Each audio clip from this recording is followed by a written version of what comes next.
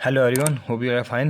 Now let's start our today's class and आज का जो हमारा टॉपिक है वो है child as a problem solver and as a scientific investigator. कि एक बच्चा जो है वो प्रॉब्लम कैसे सॉल्व करता है।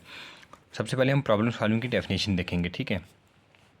प्रॉब्लम सॉल्विंग की डेफिनेशन क्या है कि problem solving means arriving at a solution of task और सिचुएशंस दैट आर कॉम्प्लेक्स और एम्बिगियस विद डिफिकल्टीज और ऑब्स्टेकल ऑफ सम काइंड।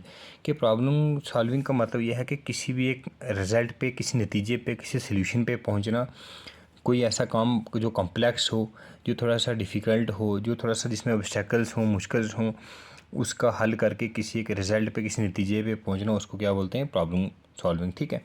अब कुछ स्टेप्स हैं, हमने वो स्टेप्स देखने के कौन कौन से स्टेप्स हैं प्रॉब्लम सॉल्विंग की। सबसे पहले क्या है कि जब हमने प्रॉब्लम सॉल्व करें तो कौन कौन से स्टेप हम अपने जो है जहन में रखने हैं। सबसे पहले identify define the problematic situation. सबसे पहले जो प्रॉब्लम है उसको आइडेंटिफाई करना है कि कौन सी प्रॉब्लम है। उसके बाद एंड नेक्स्ट हमारे पास think of all possible alternate solution.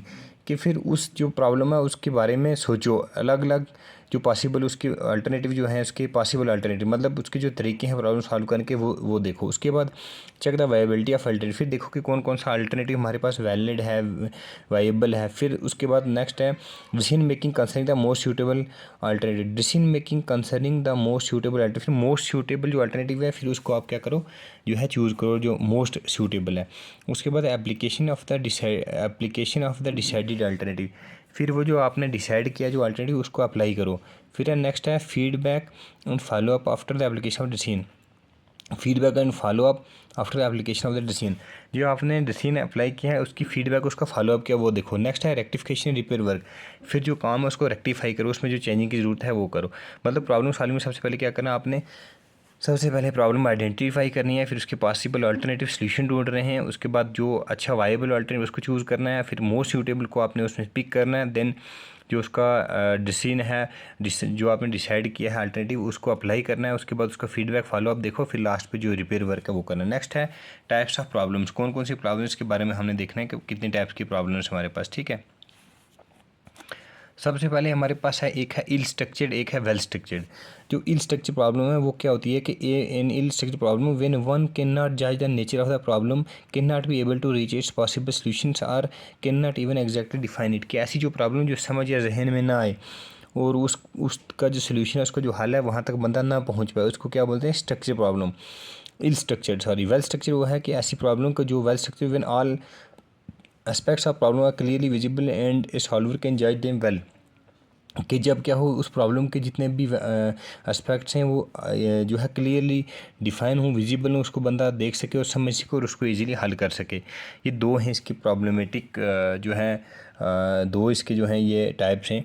अब नेक्स्ट है strategies to be adopted during the classroom of problem solving. के क्लासरूम प्रॉब्लम सॉल्विंग में सब कौन कौन सी स्ट्रेटजीज जो हैं वो यूज़ होती हैं। सबसे पहले हमारे पास है एनालाइज द प्रॉब्लम। सबसे पहले प्रॉब्लम को एनालाइज करो, देखो।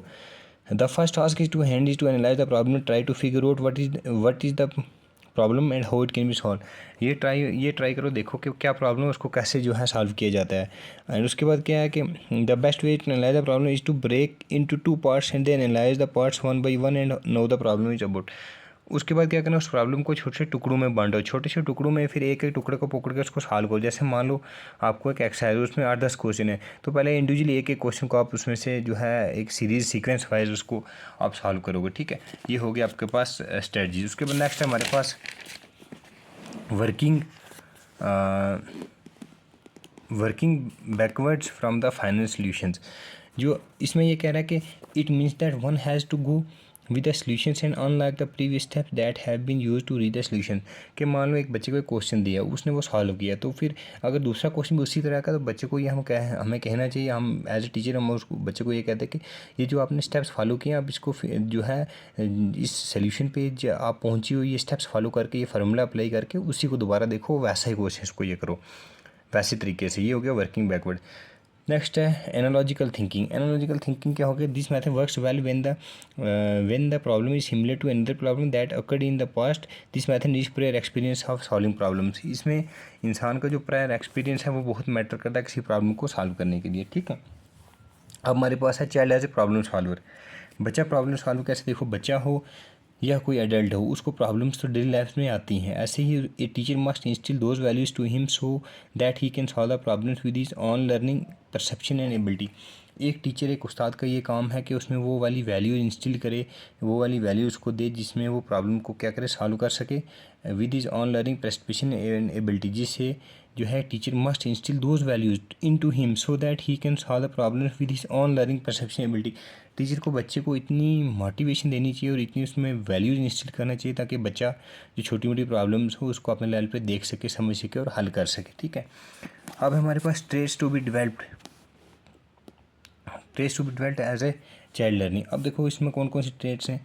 सबसे पहले by developing trait of self recognition in children, by enabling children to accept demerits and remove them.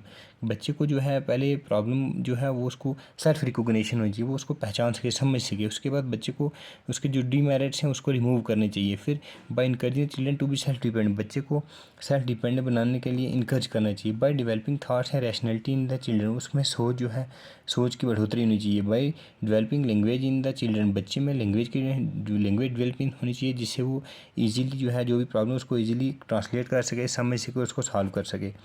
And by making them try multiple times to find the solutions, कि उसको अलग अलग किस्म के मल्टीपल टाइम्स जो है वो ट्राई करके किसी भी जो है प्रॉब्लम का सॉल्यूशन का हल निकालना चाहिए। By rewarding them when they solve problems, जब वो किसी प्रॉब्लम को सॉल्व करें बच्चों को रिवार्ड देना चाहिए, उनको इनाम देने चाहिए ताकि बच्चा जो है उसमें एक अप्रिसिएशन और अपने मोटिवेशन है और बच्चा प्रॉब्लम को सॉल्व करे। नेक्स्ट है by developing language skills in them, फिर बच्चे के अंदर अलग अलग जो लैंग्वेज स्किल हैं वो डेवलप करनी चाहिए। ठीक है, नेक्स्ट है चाइल्ड एज साइंटिफिक इन्वेस्टिगेटर। इसमें ये कह रहा है कि a scientific investigator needs to be rational sound, so if we see a child as a scientific investigator then it is required to be to that he must be able to use his reasoning and logic, कि बच्चे को इतना हम trend करें कि वो ज़हनी तौर पे इतना शार्प हो जाए कि वो किसी प्रॉब्लम को साइंटिफिक वे से इजीली सॉल्व कर सके। ठीक है, so thanks a lot, I think it will be clear to all of you and if you have any doubt then you can consult with me, then you can ask me. So do like, share and subscribe the channel for more and latest videos.